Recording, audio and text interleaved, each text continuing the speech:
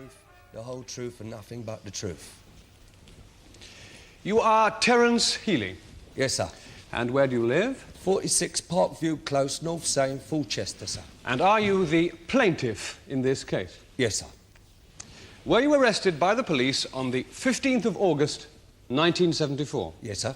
And charged with? The Great Fulchester Bank job. Yes. A civil action in which damages are claimed for malicious prosecution has just begun in Fulchester Crown Court. The claim arises out of a notorious raid in Fulchester in which 5 men wearing voodoo masks and carrying submachine guns snatched close on £2 million in cash as well as a number of safe deposit boxes. The man now giving evidence was one of the 4 men who were subsequently charged with the offence. The jury in this trial has been selected from members of the public whose names appear on the electoral register and who are eligible for jury service. And were you charged with the offence in November 1974? Yes, sir. The jury disagreed. So you were tried for a second time before a fresh jury? Yes, sir. Same again. Ah, so you were then brought before the Crown Court for a third time in March 1975? Yes, sir. Now, what happened there? The old Bill decided to call it a day. The prosecution offered no evidence against you and a verdict of not guilty was returned. That's right. Were you kept in custody all that time? Yes, sir. Nearly 22 months in remand it was. Now, that's virtually 2 years. Yes, sir. Who instigated your prosecution? Commander Latcham. That's the gentleman there. And you allege that in doing so, he acted maliciously, acting on information that he knew to be false. False he knew could not flipping well be true, sir. Information given by a professional criminal who had turned Queen's evidence. Yeah, that's right. By the biggest lying grass of them all, Mr. Albert Charlton. Yes. Is he here? Well, perhaps my friend would elucidate. My lord, it was decided that the interests of justice may best be served if the witness were to remain in protective custody, at least for the time being. Yes, sir. Good idea, if you ask me. Were there 3 others charged with you? Yes, sir. And were they convicted at the second of the trials that we've been talking about? Yes, sir. Now, at the present time, you are occupied as a second-hand car dealer. Yes, sir. And your average earnings are... what? £50 a week? Yeah, something like that, sir. It's very slow right now. There's not so much money about, is that right? That's right, so things just not what they used to be. Now, Mr. Healey, before you became a self-employed second-hand car dealer, what was your, what was your avocation, your occupation, what job did you do? Well, I was at it, wasn't I? At what, Mr. Healey? It's no good talking to the jury in some kind of code. I was a professional criminal, sir. You were born, am I not right, in 1938 in the East End of London? That's right, sir. Bethnal Green. That's not the easiest of childhoods, which perhaps is not surprising considering the war years. Were you evacuated to Wales? Did you run away? Then did you go to several different sets of foster parents? Approved schools? Yeah, industrial school it was at that time, sir. Oh, yes, of course. It was before the 1948 Act. And you were 9 years old at the time? That is right, sir. Now, for what terrible crime were you sent to industrial school at the age of 9? Stealing a tricycle, sir. Stealing a tricycle? Yes, sir. Now, 1953, 3 years Borstal. 1956, 15 months imprisonment, escaped, recaptured, and sentenced to 5 years, and so on, and so on, and so on, right up to your last sentence is 1965, when you were sentenced to 10 years, of which you served 8, having earned partial remission for good conduct. To sum up, Mr. Healey, since you were a 9-year-old, would it be true to say that you've never been at liberty for more than a few months? 11 months was the longest, sir. Mr. Healey, when was the first time you met the defendant, Commander Latcham? 1953, sir, when I got me Borstal. He done me for sus in the Bethnal Green Road. Done me for sus? The officer arrested me, sir, for being a suspected person loitering with intent to commit a felony. Hanging about parked cars, more like. He was only aide to CID at that time, sir, but, oh dear me, was he mustard. By mustard, I take it that you mean that Commander Latcham was very keen and efficient at his job. Definitely, sir. He relished it, and he don't never seem to have lost the taste, neither. And since it was Commander Latcham who arranged for your period of Borstal training in 1953, it is true that your paths have crossed on a number of occasions since, is it not? Yes, sir, that is correct. He got me sent down in 1956. That was for HBI and EPBN. Mr. Healey, please speak English. English that all of us can understand. The language of Shakespeare and Milton, you know. Point taken, me lord. And as a matter of fact, I do know me Shakespeare like I know the back of me hand. I read him from cover to cover while I was in Parkhurst, Isle of Wight. They're keeping Iago in protective custody, are they? Well, I shall have one or two things to say about that scurvy knave when the proper moment arrives. We are on the edge of our seat awaiting distribution of these pearls of scholarship. However, in the meantime, Mr. Healey, please explain HBI and EPBN. House-breaking implements, HBI, and closed premises by night, EPBN. Simple, really, if you come to think it out, sir. Mr. Healey, I'm certain that you intend no disrespect in this case, but you must appreciate it that you're not here to make light-hearted remarks. What Mr. Manville is saying, Mr. Healey, is that I'm the only one who's allowed to make jokes in this court. I'm sorry, my lord, it won't happen again. Very well. Mr. Manville, please proceed. Mr. Healey, let us return for a moment to your conviction in 1956. Sir? What were the house-breaking implements used in that case? A pair of gloves and a torch, sir.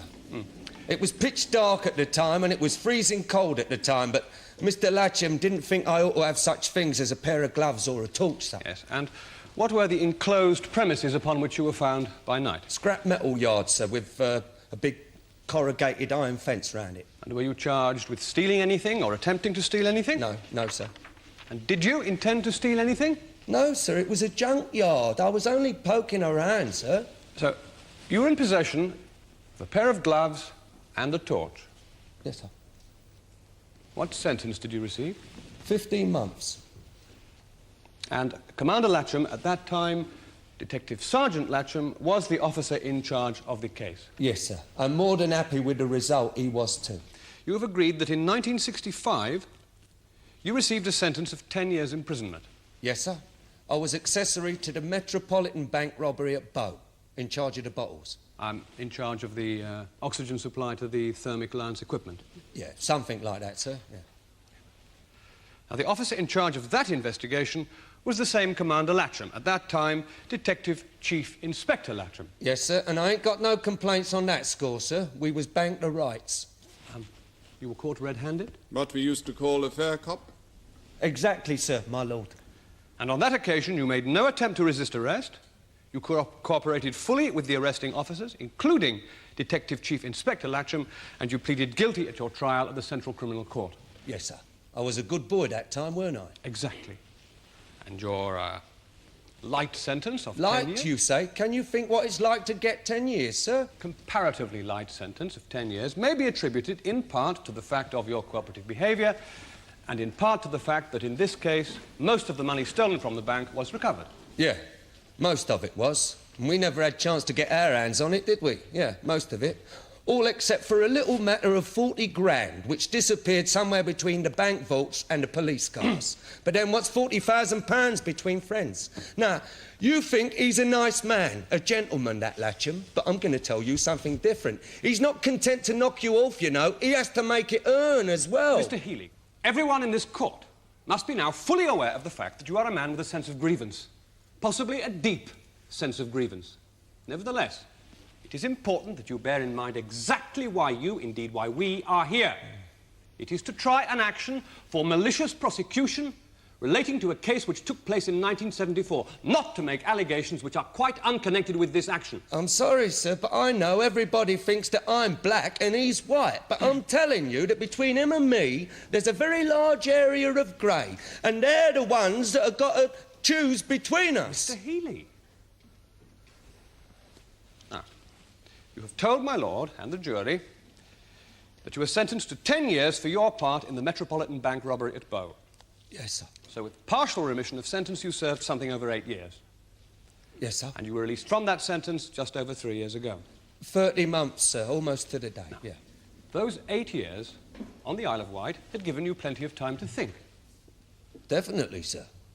And as a result of this period of quiet thought and contemplation, well, did you find that your philosophy of life had changed in any way? Well, yes, sir. I come to the conclusion that I was messing up my life. I spent more than half of it in jail. I'd had plenty of money, but I'd given that all to the bookmakers. The only friends I had were crooked people. And if you associate with crooked people, one thing leads to another. I think we can grasp the point you're making, Mr. Healey. So, I'd done 8 years. 8 years for nothing. It wasn't as if I was coming out with a pension or anything like that. I was coming out as skint as the day I went in, skint as the day I was born. So, as a result of these reflections that we've been talking about, what did you decide? I decided to turn it up, sir. Pack it in. Go straight. And, as you've already told us... Listen, Latcham, yes, I did.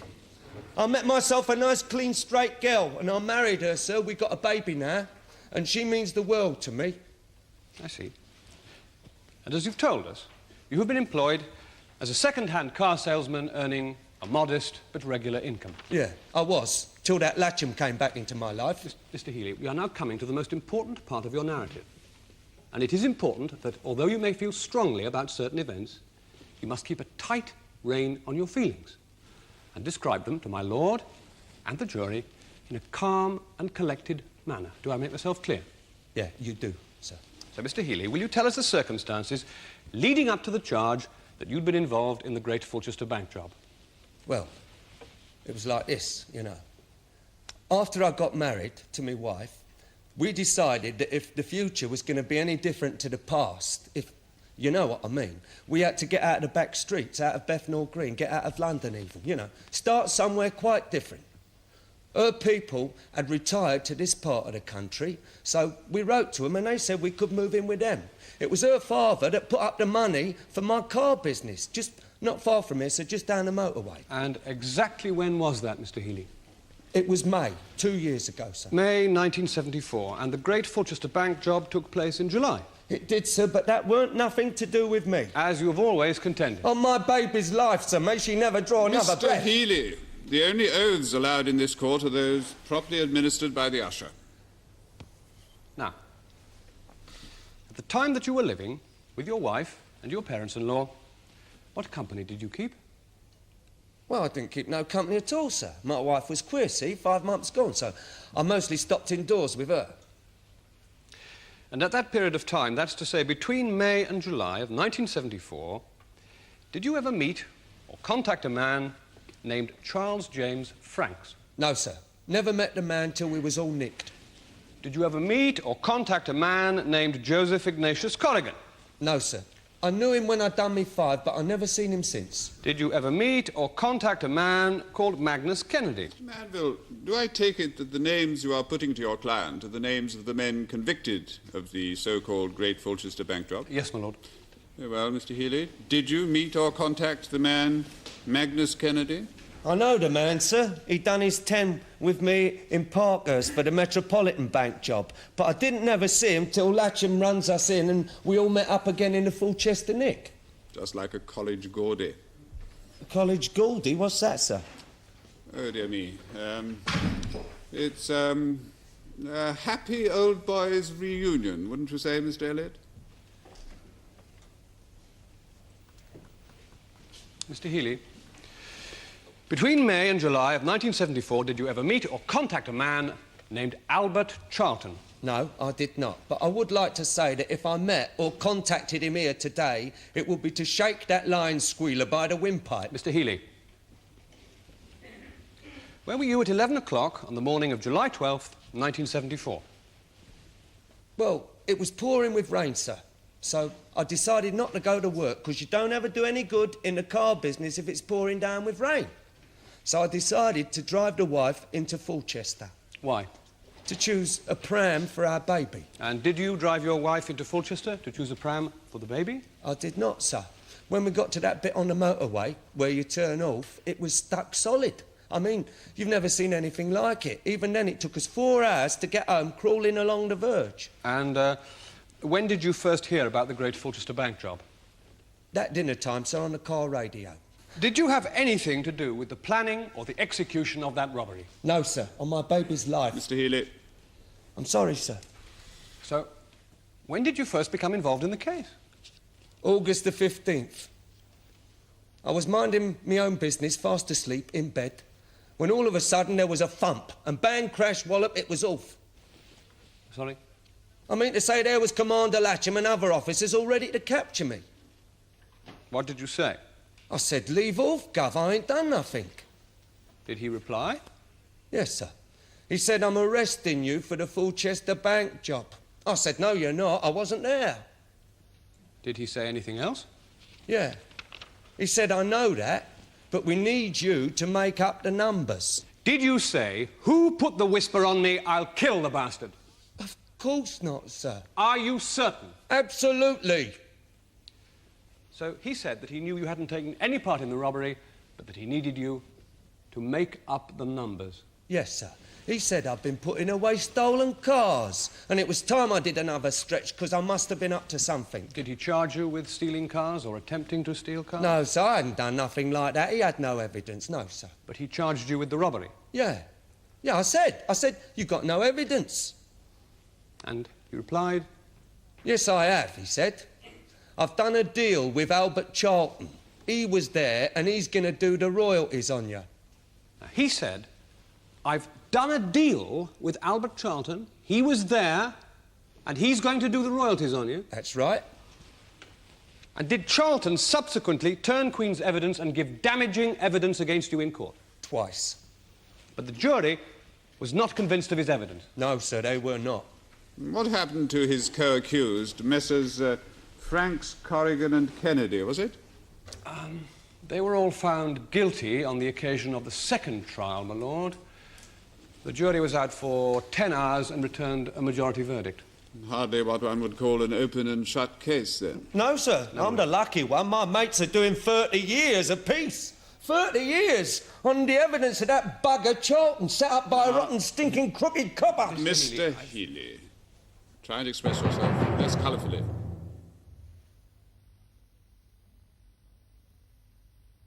TV lawyers.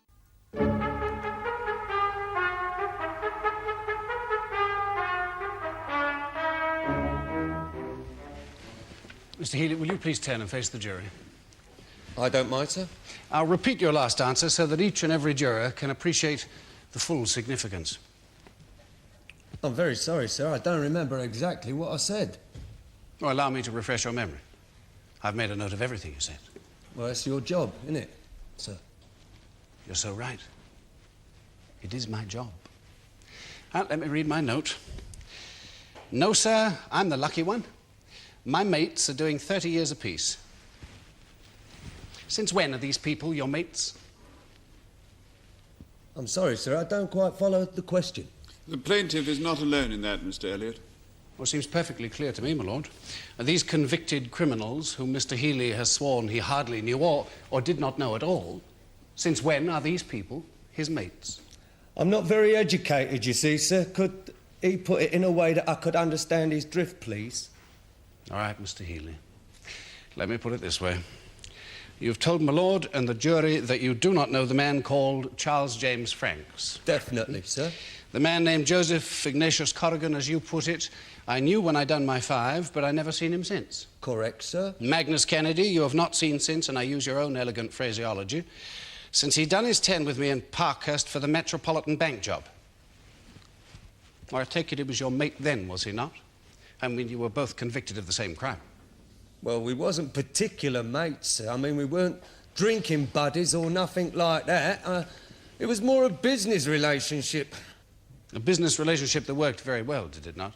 A business relationship that may well be revived in the future. How can you say it works, sir, when we both got 10 years? I wouldn't go near him again. He's incompetent. You must be joking, No, sir. I'm not joking. We come now to the man called Albert Charlton. Now, you have, Mr. Healey, uttered threats of violence towards this individual in this very court. Do you deny knowing him? Of course I know the horrible so-and-so. And let me tell you something. If the only threats he had to worry about were the ones he heard in this court, he'd be laughing. He is not a very nice person, you know. Well, nice person or not, he has been a close associate of yours over a number of years, has he not? I've known him some time, yeah. Oh, come, Mr. Healey, let's not be coy. You grew up together, did you not? A lot of people come out of Bethnal Green, sir. Some good, some bad. And you were in Borstal together, were you not? That don't make us blood brothers, you know. And you robbed the Metropolitan Bank in Bow together, did you not? Yeah, we did. Yes, and I did. didn't like what I saw of him, neither. I am a technician, sir. I looked after the bottles. Unlike him, I have never carried a shooter in my life, sir, and I never will. He is a man of violence, a lunatic, what we call in my vernacular, a right animal. Well, animal or not, you were happy to avail yourself of his brains and brawn on numerous occasions. I mean, Mr. Charlton has mentioned some 10 or 14 jobs in which you were involved together. Bank raids, breaking and entering, handling stolen cars. Stolen cars? Hey, this lies. It's all lies. Where's the evidence, eh? Why ain't I been charged then? Really, my friend cannot bring in evidence of crimes, real or imaginary, of which my client has never been charged. I disagree. But I have no need to argue the point. Mr. Albert Charlton has already admitted to being a member of the gang who robbed the Fulchester Bank. Yeah, dirty horse, son. Halloween masks and submachine guns is about his mark. Well, he's also sworn that you were present at that raid. Also in your Halloween mask, carrying your submachine gun. Now, what have you got to say about that? I say the rotten, perjured bastard is lying. Mr. Healey, you must keep a rein on your tongue. I'm sorry, sir, but he is. He's lying. He lies every day for his living like other people go to work. 400 years jail sentences are being served at this moment on account of his lies, and him with a pension out of public funds, police protection, a Swiss bank account most likely, and all on the taxpayer too. Oh, well, your concern for the taxpayer is touching. But we are not trying, Mr. Charlton. This is not a criminal case, Mr. Healey. And the poor man isn't even in this court to answer your allegations. Lucky for him he isn't, because one day someone's just going to do their bleeding nut and jump on him. What does that mean? Is that yet another threat? If there is malice in this case, it's quite clear the quarter from which it comes. Mr. Healey, you must remember that the defendant in this case is not Mr. Charlton. Possibly we may have the privilege of hearing that gentleman's evidence... Worth a guinea a box. ...at a later stage. I do intend to call Mr. Charlton, my lord, after my client has given evidence. Very well. We would all be well advised to reserve our comments on the quality of that gentleman's evidence until we have actually heard it. Mr. Healey, kindly take note. Mr. Elliot. Oh, I've done with the plaintiff, my lord. I think the jury have seen and heard enough to know the type of man he is. The type of man I am? What about that Albert Charlton, then? A horrible lying grass? Mr. Healey, your feelings about him are quite beside the point. Will you please address yourself to the matter in hand, i.e. to the charge of malicious prosecution that you are bringing against Commander Latcham? Yeah, he is the one I've got the dead needle for sitting right over there. Now, he's supposed to represent law and order, right? Society, as it were, right? Well, if law and order can only continue to exist by making use of creeps like Charlton, then roll on the revolution. And if coppers can only lay their hands on royalties for their evidence, they deserve to be dismissed from the force.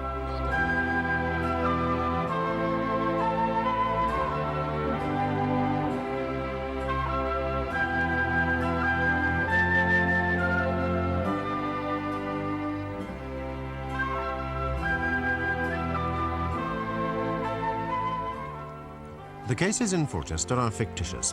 Join us tomorrow when Healey versus Latcham will be resumed in the Crown Court.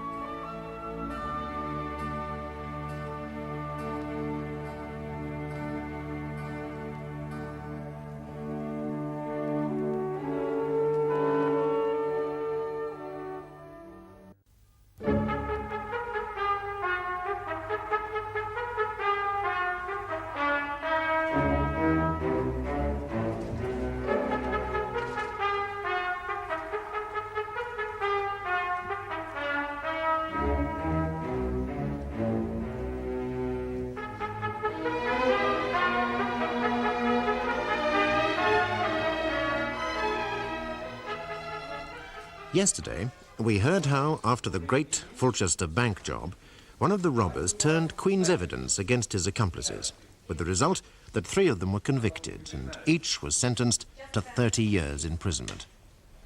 The 4th man, Terence Healey, the plaintiff in this action, steadily protested his innocence and was eventually acquitted. He now brings this action for malicious prosecution against the police officer in charge of the case, Commander Harry Latcham. The jury in this trial has been selected from members of the public whose names appeared on the electoral register and who are eligible for jury service. As the trial enters its second day, the plaintiff's wife, Mrs. Maureen Healey, is giving her evidence. When that Latcham come for Terry, well, we was asleep at the time. Now, this was on the 15th of August, 1974, was it not? Some 5 weeks after the occurrence, which we've all come to refer to as the Great Fulchester Bank job. Yeah, that's right, sir. They took him away and it was over 22 months before we seen him home again. And during this time, he was remanded in custody. Well, yes, sir, they wouldn't never give him no bail, sir. We took it all the way to the High Court, to the judge in chambers, but it weren't no use. Of course. And he were definitely innocent, because he was with me. Yes, as we all know, the proceedings against your husband ended with his acquittal. Oh, yes, sir, but while he was away, we lost the business and he got made bankrupt. Mrs. Healey, tell me this. If during the period when your husband was remanded in custody awaiting trial, you lost the business and he was made bankrupt, how does he then bring proceedings in this High Court for malicious prosecution, a form of action which is not eligible for legal aid? Oh, well, his case was took up by the civil liberties, sir, on account of the wrong he suffered. Oh, was it?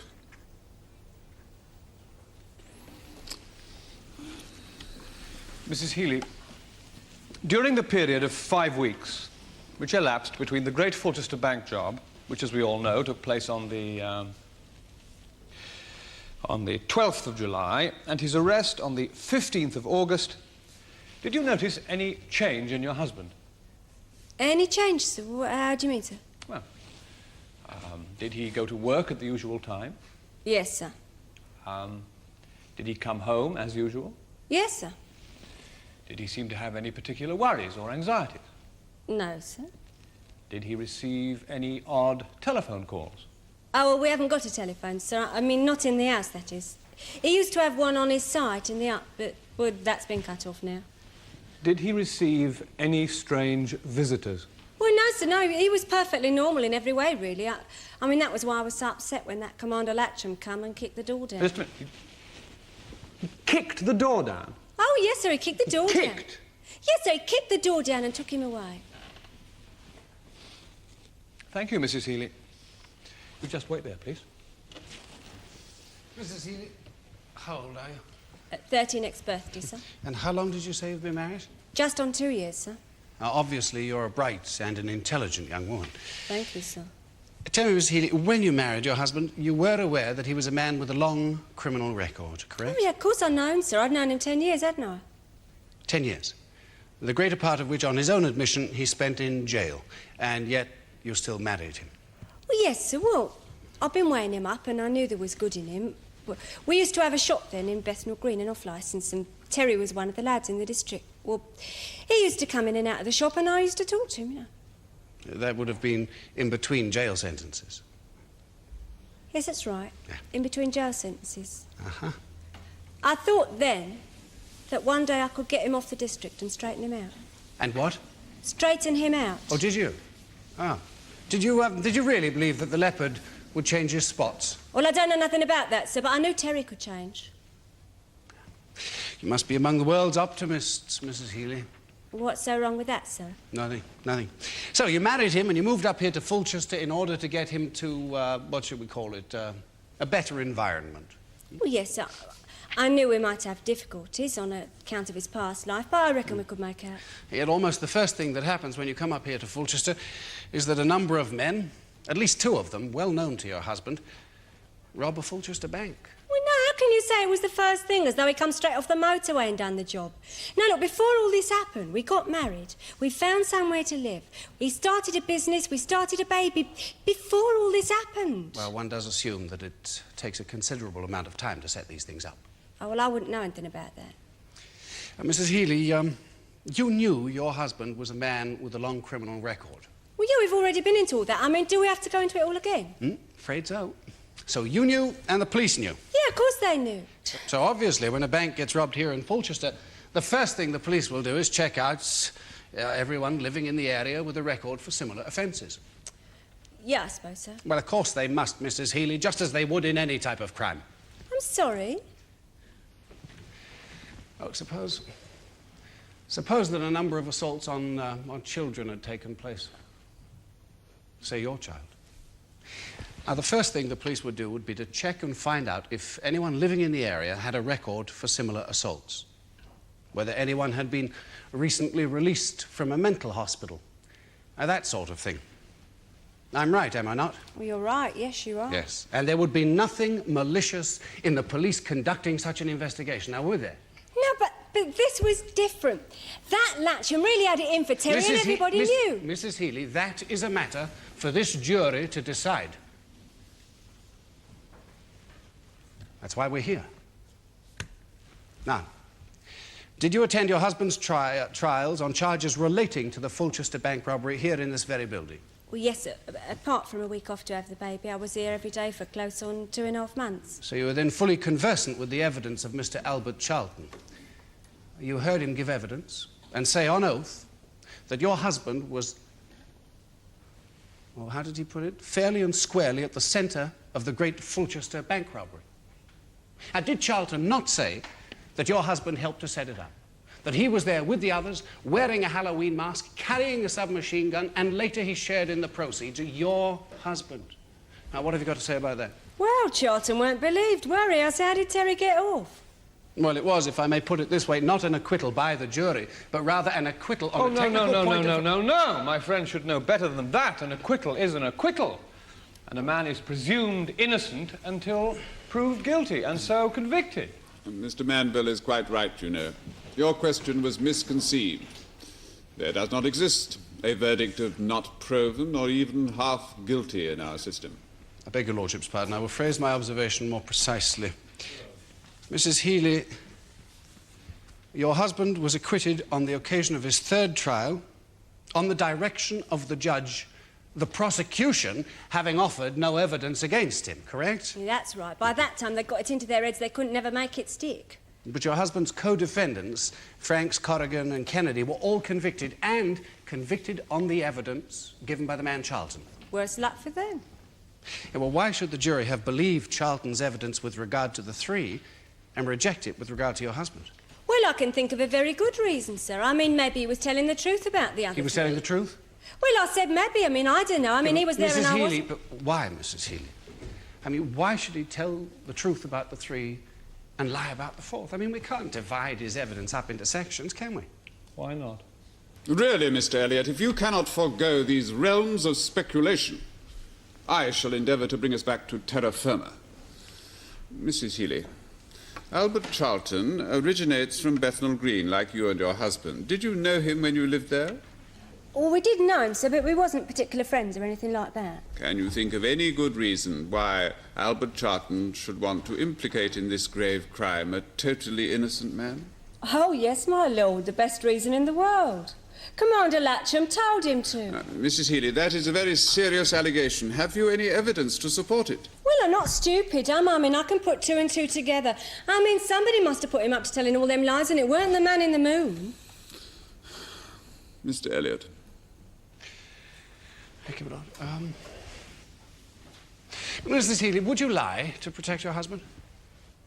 I don't think it's fair to ask me that, sir. I'm asking you that question, Mrs. Healey. Would you lie to protect your husband? I might, sir. Thank you. And where was your husband on the day of the robbery? He was with me, like he said. With me. Of course.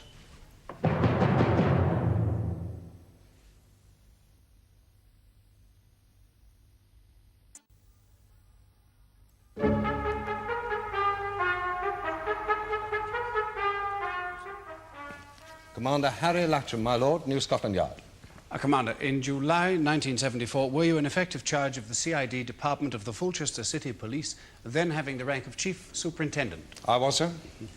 And you were responsible for arresting the 5 men who were subsequently charged with that robbery? Yes, sir, I was. Now, will you please describe to my lord and the members of the jury the circumstances surrounding those arrests? May I refer to my notes, sir? Oh, when were the notes made? Immediately after the events described. With your lordship's permission? Proceed, Commander.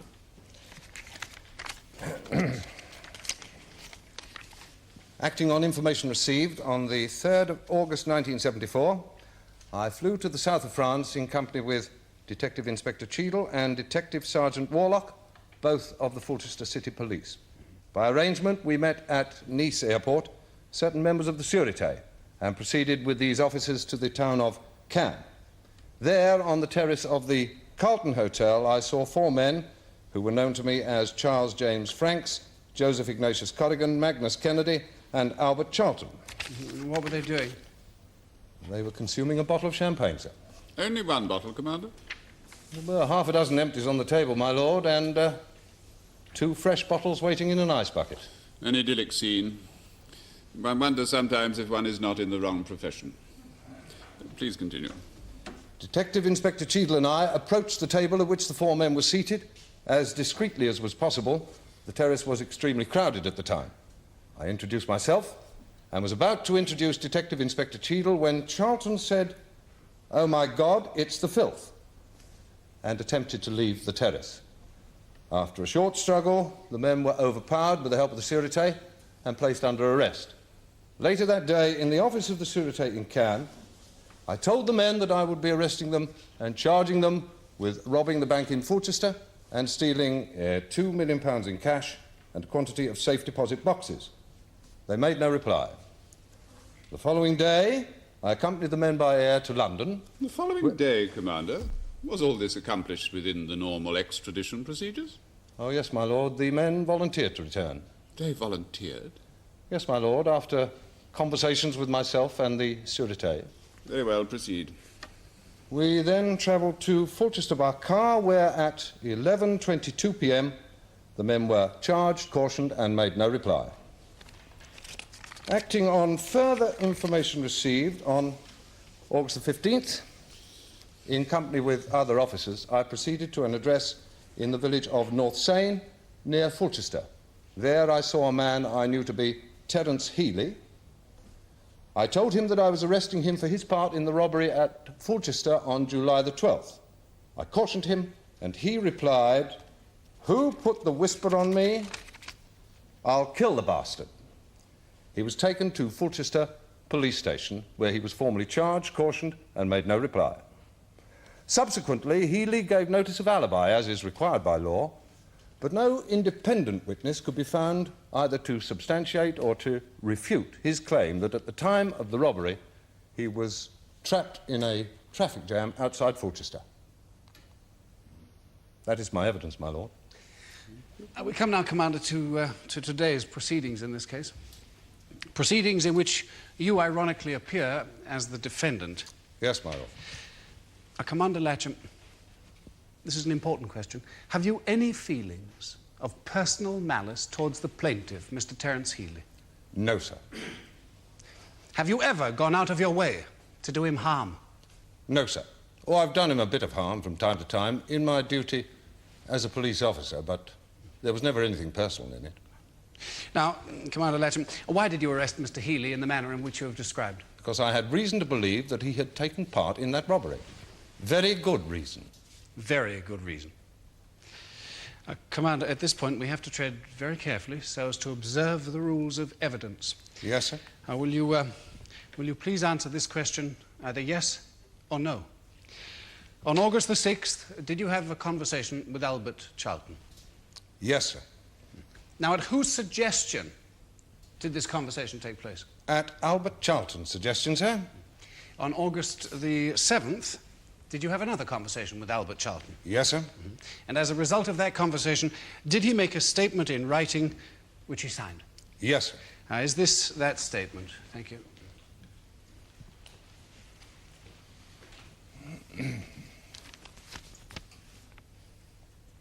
Yes, sir. Later that same day, did you see Charlton again? Yes, sir. And did a further conversation take place? Yes, sir. And as a result of that conversation, did Charlton make a second statement in writing, which he also signed? Yes, sir. And is this that statement? Thank you.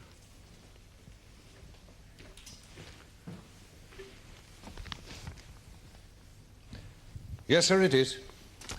My Lord, may both these statements be entered as an exhibit in this case? As tending to show good faith on the part of your client? Precisely, my Lord. Very well. Commander Latcham, did you believe that the contents of those statements, did you believe the contents to be true? I kept an open mind on that, sir. But I knew that it was vitally necessary to follow up and to investigate what Charlton had said. And presumably that is what you did. Yes, sir. As a result of that second statement, did you on August the 15th arrest Mr. Healey? Yes, sir. As a result of that second statement. Thank you very much, Commander. Commander Latcham, Albert Charlton was the very cornerstone of your case against Terence Healey, was it not? Yes, sir. Without the evidence of Albert Charlton, you could never have got the case off the ground. No, sir. No one at the scene of the crime identified the robbers. No, sir, they wore masks. There were no fingerprints. The robbers wore gloves. No part of the proceeds were traced back to any one of them. No, sir, the proceeds have still to be recovered. There was no circumstantial evidence of any sort linking any one of these men with the robbery. There was Healey's move to Fulchester just before the raid, sir. There were no oral admissions or written confessions made by any of the accused men. I beg to disagree, sir. At the time I arrested him, Healey said...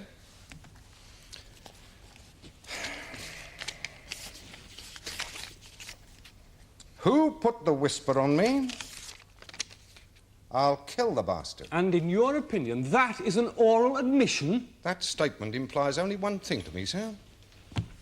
Guilty knowledge on Healey's part. Oh, Healey emphatically denies having said any such thing. I know, sir, but he's in a habit of denying things. It's almost second nature to him. Healey said, "Leave off, Gov, I ain't done nothing." No, sir, nothing like that. You then said, "I am arresting you for the Fulchester bank job," to which he replied, "No, you're not. I wasn't there." No, sir.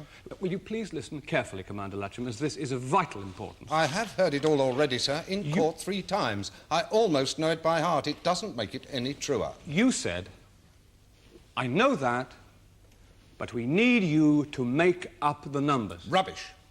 Healey then said, "You've got no evidence," to which you replied, "Yes, I have. Sir. I've done a deal with Albert Charlton. Sir. He was there, and he's going to do the royalties on you." Sir!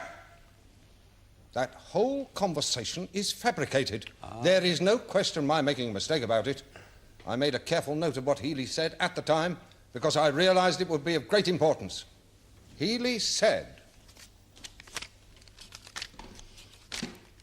"Who put the whisper on me? I'll kill the bastard." Now that is a matter for the jury to decide. Yes, sir. Yes. Now let us return to Albert Charlton, who you have agreed was the cornerstone of your case. Yes, sir. Albert Charlton, a self-confessed participant in the crime. Yes, sir. As a matter of interest, Commander Latcham, what happened to Mr. Charlton? You have told us that you arrested him and subsequently he was charged with robbery. If he didn't stand trial with the others, what did happen? Well, he was brought up in court shortly before the others were tried for the first time, my lord. He pleaded not guilty, prosecution offered no evidence, and on the judge's direction, the jury acquitted him. And then, only then, you were free to use him as your star witness against the others. Yes, sir. How did you come to the decision to proceed in this way? Well, that wasn't my decision, my lord. I don't have the power to make that sort of decision. Then who did, in fact, decide the matter? Well, the matter was the subject of negotiations which lasted for several weeks, my lord, between Charlton, his solicitor, and Mr. Matthew Noon of the Office of the Director of Public Prosecutions. Were you present at these negotiations? No, my lord. Obviously, some settlement was reached between the parties. Do you know, does anyone, apart from the parties themselves, know the terms of that settlement? I'm afraid I don't know the exact details, my lord. All I do know is that Charlton was given an amnesty for his part in the robbery, coupled with police protection for so long as he should need it, in return for information relating to that and to other crimes. I confess I find the matter troublesome, to say the least. There must be a better way to serve the blind goddess, to ensure that justice is done. Well, I hope I don't speak out of place, my lord, but we regard this as something of a breakthrough. Cases like this are a new development. For the first time, the professional criminal is trying to cooperate with the police. What you're saying, Commander Latcham, is that the squealer is a necessary evil. I'd go further than that and say that society is positively indebted to men like Bertie Small, Marney, Lowe, Charlton himself. Without these men, the forces of evil would have it all their own way. And what if the innocent suffer? Thankfully, my lord, that is not my department. I'm sorry, Mr. Manville. I really mustn't take over your job. Please continue. I'm obliged to your lordship for your lordship's assistance. Commander Latcham, have you ever come across an informant who did not act from reasons of self-interest? I don't think I have, sir. In fact, I'm sure I haven't. Self-interest involving either the hope of financial reward, freedom from prosecution, the license to operate some shady racket? Well, it's usually something of that sort, sir. Would you not agree that such information is often tainted, often unreliable, sometimes downright lies? Obviously, sir, any information with a background of self-interest has to be looked at very carefully. But the police and the courts, I believe, have rules governing that procedure. And having said that, let me also say, sir, that it's highly unlikely that an informant would lie to us. It's just not in the interests of a good snout. Ah, you use the expression good snout. I presume you would hope to keep such a valuable contact for a number of years. Yes, sir. And you must agree that it must be in the nature of such a beast to operate within, or at least on the fringes of the underworld. Well, that stands to reason, sir. One's not likely to get valuable information from the local vicar. Exactly. You are relying for your information on people drawn from the most degraded section of society. From that section least devoted to the pursuit of truth. I wouldn't know about that, sir. I'm not a sociologist. Nevertheless, sociologist or not, you are familiar, I am sure, with the old maxim, it is far better that 99 guilty should go free than that one person innocent should be wrongly convicted. I'm sorry, sir. I regard that maxim as superseded. It was written before the advent of the professional criminal. I'm only interested in preventing crime. And if the odd innocent should happen to pick up 30 years from time to time, what would you say to that? I would regard that, sir, as a great pity. We do our best to avoid it. Unfortunately, it is bound to happen from time to time. Having said that, sir, let me say that I personally am quite sure that Healey is not one of those innocent. What? When 3 separate trials by jury have failed to establish his guilt? Yes, sir.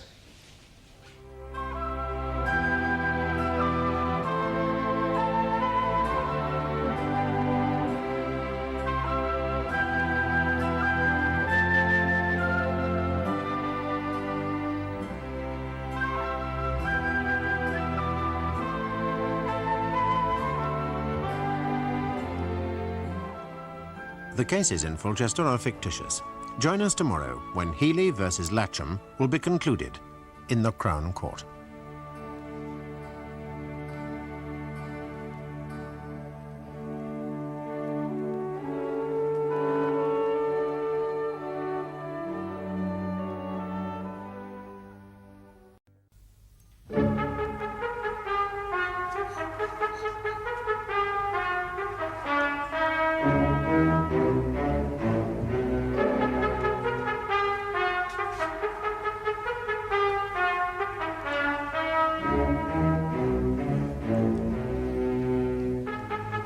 Yesterday, we heard how, following the arrest of 4 men for the great Fulchester bank job, one of them, a man called Albert Charlton, was guaranteed immunity from prosecution in return for giving evidence against his accomplices in this and other cases. One of the men against whom Charlton gave evidence, Terence Healey, was finally acquitted of the bank robbery. Mr. Healey is now bringing an action for malicious prosecution against the police officer in charge of the case, Commander Harry Latcham. The jury in this trial has been selected from members of the public, whose names appear on the electoral register and who are eligible for jury service. As today's proceedings open in the Crown Court, Commander Latcham is still undergoing cross-examination. No, my lord. Commander Latcham, shortly before the court rose yesterday afternoon, you said something that has caused me concern during the adjournment. I made a careful note at the time, which I will now read. Mr. Manville's question to you read as follows. Nevertheless, sociologist or not, you are familiar, I am sure, with the old maxim. It is far better that 99 guilty should go free than that one person innocent should be wrongly convicted. To which you, Commander Latcham, replied, I am sorry, sir, I regard that maxim as superseded. It was written before the advent of the professional criminal. I am only interested in preventing crime. Do you still abide by that answer? Yes, my lord, I do. In other words, you're saying that in certain cases, The end, public safety, one assumes, justifies the means, the granting of amnesty to dangerous criminals. I am, my lord. You are aware that a Lord Justice of Appeal has called these means repulsive and expressed the wish that they should never be used again? Yes, my lord, I am familiar with the judgment delivered by Lord Justice Wynne. My only comment on that is, if only the Lord Justice could swap jobs with me for 1 week, he'd get a better understanding of the problems that face us. It might indeed be a fruitful experience for both of you. May I just say this, my lord? There is one maxim that I have constantly in my mind, a maxim of the late President Truman. Yes? If you can't stand the heat, stay out of the kitchen. Ah, that one. My lord, I interpret that maxim in this way, that those who choose to operate on the outskirts of the underworld, no, I go further than that and say that those who choose to keep bad company have no right to complain when the net cast to catch the big fish hauls them ashore too. Sometimes, Commander Latcham, you sound like the last of the Victorians. And I do not say that in any pejorative sense. Mr. Manville. Commander Latcham, you have told the court that you took no part in the negotiations between Charlton and Mr. Matthew Noon of the Office of the Director of Public Prosecutions. That is correct, sir. But presumably you were able to point out to Mr. Noon the size and the quality of the fish that you had caught. I was, sir. Did you point out to Mr. Noon that Charlton was a man of violence? He has been variously described as a hitman, heavy, a man with a long criminal record. I did, sir. A man whom, in the ordinary sense, you would have been only too eager to have put behind bars. Certainly, sir.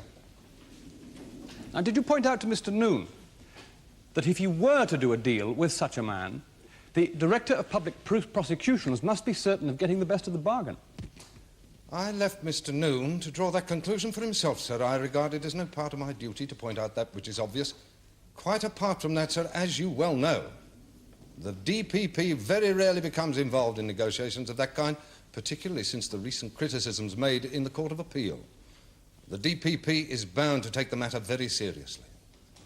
Yes, would you agree that no one would have agreed to have done business with Charlton on a one-to-one basis?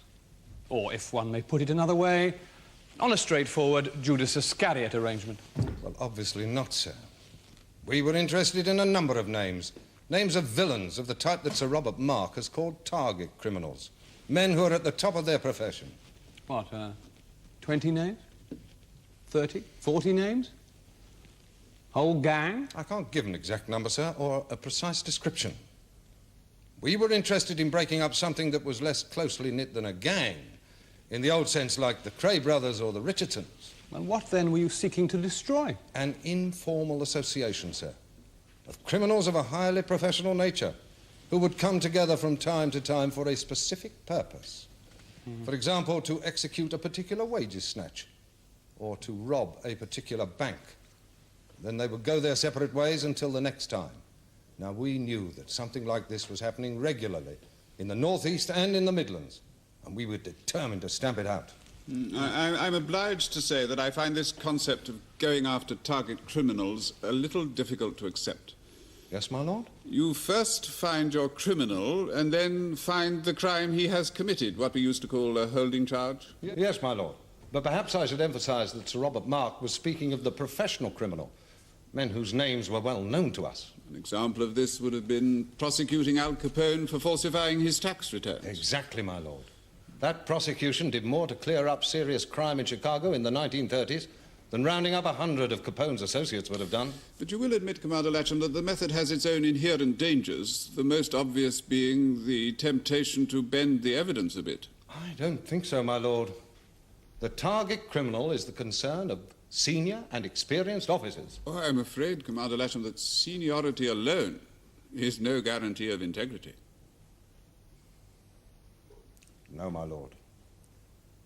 But we feel the public interest is best served by using this method. The public good is the highest law. Yes, my lord, that sums up my philosophy admirably. I sometimes wish that members of the police force would stick to policing and leave philosophy to the philosophers. Well, Mr. Manville, let us return to Albert Charlton. Commander Latcham, Did you suggest names to Charlton, or did he put names to you? It's a bit of both, sir. General horse trading in both directions. In the case of Mr. Healey, did you suggest the name to Charlton, or did he put the name to you? Healey was one of the names that I put to Charlton. Why? Because I knew Healey of old. He's a persistent thief, a recidivist, a man who in the past has operated as part of such an organisation as those I've described.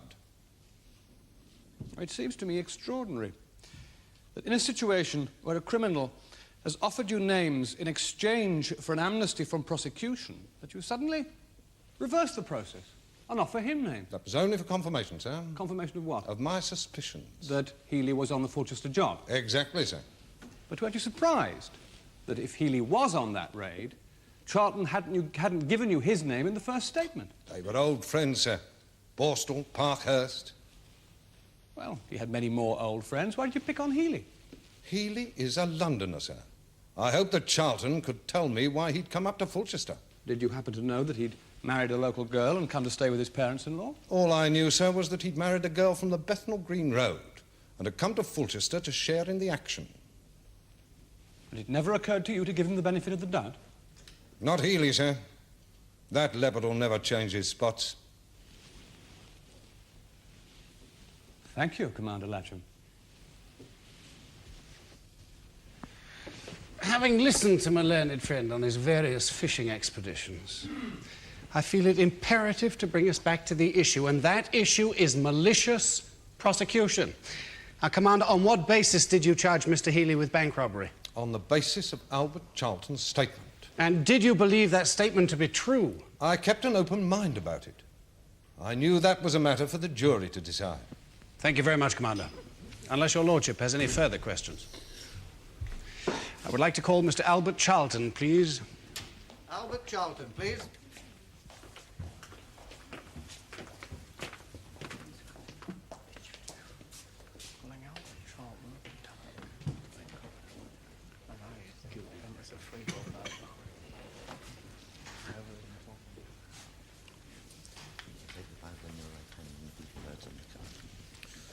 I swear by Almighty God that the evidence I shall give shall be the truth, the whole truth, and nothing but the truth. Your name is Albert Charlton? It is. Mr. Charlton, will you please look at this piece of paper?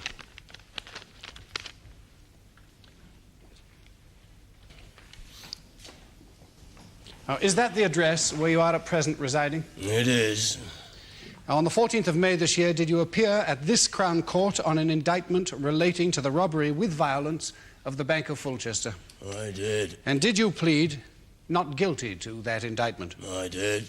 And did the prosecution offer no evidence against you, and were you acquitted upon the direction of the judge? That's right. Now, did you subsequently give evidence at the trial relating 4 men to that robbery, Franks, Corrigan, Kennedy, and Healey, as evidence for the prosecution? I did. Mr. Charlton, were you in fact present at that bank robbery? I was there, and I've said so often enough. So you admit to being there. Now, who else was there? The names you've mentioned: Franks, Corrigan, Kennedy, and Healey. Oh, no, he weren't. Mrs. Healey. Oh, yeah, he were, missus. He was there. Silence! And I'll tell you something. Miles, you better deal with it. He was the worst of us. He always is. He's a right sadistic little bastard. What we used to call a right animal.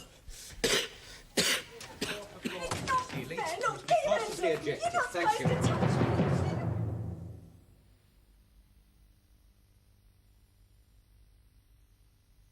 IMDb Lawyers.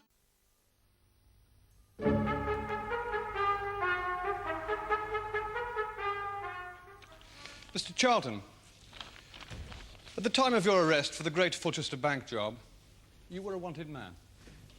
I believe there was a couple of warrants out. What do you mean you believe there were a couple of warrants out?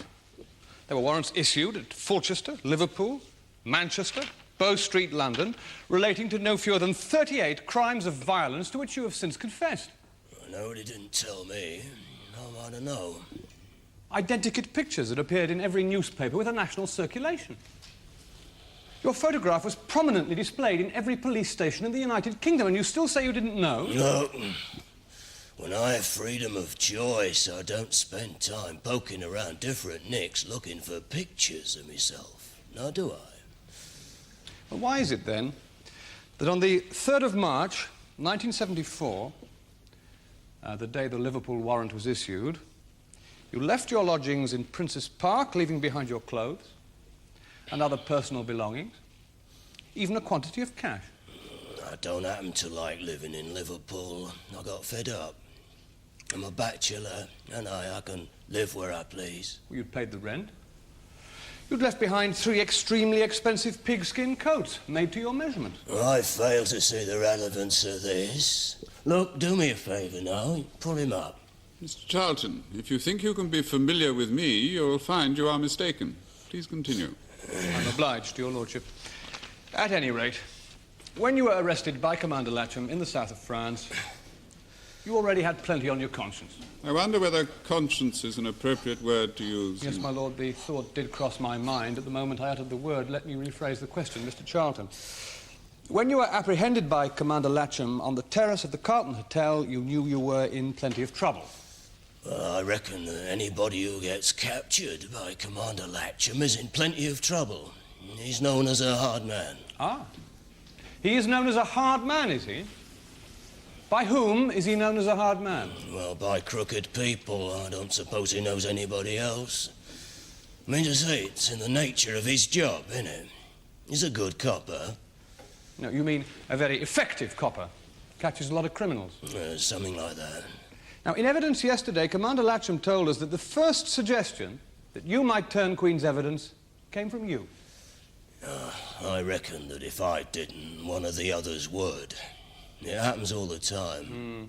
No honour among thieves, apparently. No, I ain't never come across none of that. What's yours is mine, and what's mine is my own, yeah. That's about it. And in what form did you make your first approach to Commander Latcham? I sent for him, didn't I? Sent for him to come and see me in my Peter. Your Peter? In my cell. Then I offered to do the royalties for him on the Fulchester bank job. And what was his reaction to that? He says, I don't need you. I've got more than enough on the 4 of you as it is. On the 4 of you? Yeah, there were 4 of us. No mention of Terence Healey? No. No, that was to come later. So off he went, till I sent for him again. And on this second occasion? I said, well, what if I name you some names, Gov, clear up all the crime in your manor? And he said, fair enough, here's a paper and pencil, but don't you give me no effing rubbish. So I sat down and wrote him some names. Names and dates and places. By and by he comes back and he says, that's more like it, my son. You keep on writing. And what about his part of the agreement? You weren't doing all this on spec, as it were you? Well, I'm just coming to that, and I said, I've given you all these, and I'll give evidence in court for you on all of them. But I want you to give me a guarantee in writing that I don't get no bird for none of it. I want police protection for the rest of me natural. And a pension. Pension? What did he say to this? He says, son, I can't guarantee you nothing, but you give me 5 more names and I'll slip your brief in. Your solicitor? That's right, into Mr. Noon at the DPP's office, and he'll fix you up. 5 more names. What names? Well, I guess you're only interested in one. Terence Healey. So, among others, you gave Latcham Healey's name. That's right. Yes? And this was the first time that Terence Healey was mentioned? That's right. Who suggested Healey's name first, you or Latcham? I don't remember. Well, I put it to you that it was Commander Latcham. Well, it's possible. No, it's more than possible. It's definite. In that Commander Latcham has already testified in this court that he was the one that put the names to you. That's your answer then, isn't it? Exactly. Now, I also put it to you that you didn't name Healey in that first statement because Healey wasn't ever there. Oh, he was there, all right, standing right beside me. You're lying, Charlton. Oh, sir, I'm not. You've made up this whole story to save your own skin. He was there. Mr. Charlton, let's go through it all again. You made two statements. That's right. The first made no mention of Healey. That's right. Only in the second was his name mentioned. That's right. Now, why was that? Because I owed him a favour. A favour? You owed him a favour? And what was the nature of this favour? It was a personal favour of a domestic nature. Oh, I see. You owed him a personal favour of a domestic nature. And yet, on Commander Latcham's suggestion, you named him in the second statement. Why? Because I had to be honest, didn't I? Come clean. Oh, so much for your sense of honour, your sense of loyalty. I suggest that Terence Healey would never have been named at all if Commander Latcham had been satisfied with the names you offered in your first statement, and if he had been willing, at that time, to deliver his side of the bargain. That's right. Healey would have got clean away with it. Can you give me one good reason for throwing in Terence Healey's name at the last minute as a make-weight? Well, I'm not saying I like So you don't deny that Healey was, in fact, a make-weight, then? That's not what I'm saying. What I'm saying is, I thought the man deserved a break. He'd shown more sense than the rest of us.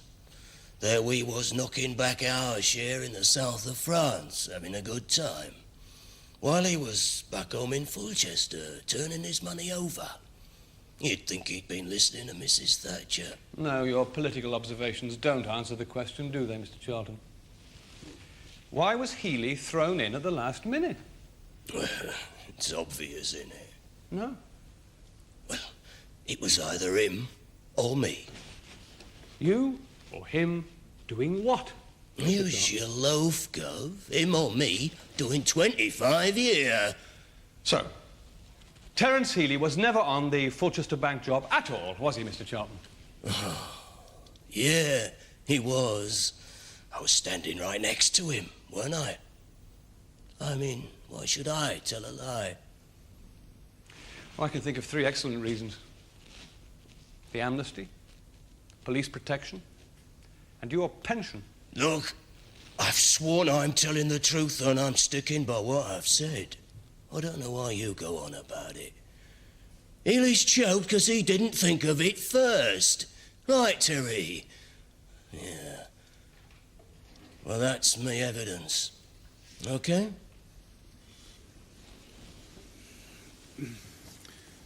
It is for you, members of the jury, to decide on the facts, and for me, as judge, to direct you on the law. My task, accordingly, is to explain and define the action of malicious prosecution and to indicate to you the areas of your concern. To succeed in such an action, the plaintiff, that is, Mr. Terence Healey, must prove, 1, that the defendant instituted or carried on proceedings maliciously. You must decide whether Commander Latcham launched and pursued proceedings against Mr. Healey out of malice or from devotion to duty. 2, the plaintiff must show the absence of reasonable or probable cause for such proceedings, and we are concerned only with one crime, the robbery at the bank at Fulchester. Should Commander Latcham have acted on the statements of Mr. Charlton? Were they worthy of credence at all? Did the inducements offered to Charlton, freedom from prosecution, police protection, and so on, render those statements worthless?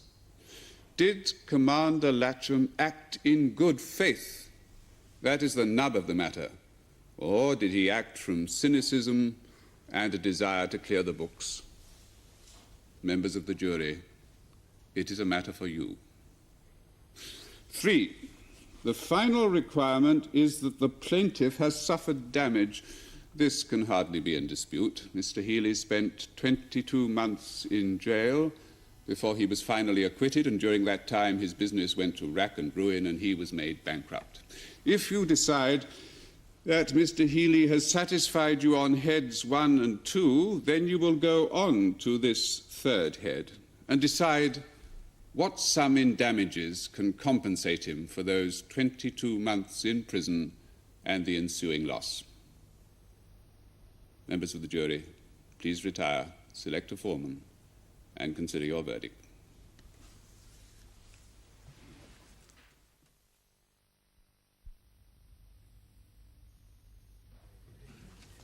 Will the foreman please stand? Now, just answer the question, yes or no. Have you reached a verdict on which you are all agreed? Yes. Do you find for the plaintiff, Terence Healey, or for the defendant, Commander Latcham? For the plaintiff. Have you agreed upon a sum of damages? Yes. What is that sum? £7,500. Thank you. Please sit down. Very well. There will be judgment for the plaintiff in the sum of £7,500 with costs. Members of the jury, I wish to thank you very much for your assistance in this matter. Juries are of very special importance in cases of this sort, where it is alleged that officers of the law have misconducted themselves.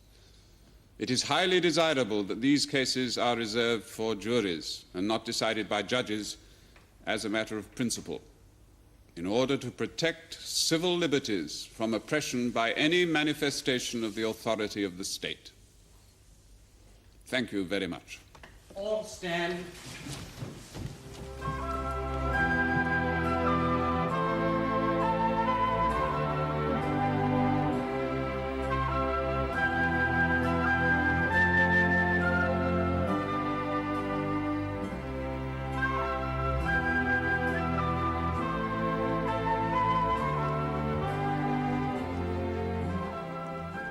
The cases in Crown Court are fictitious. Can our cameras return to bring you another leading case from the Crown Court?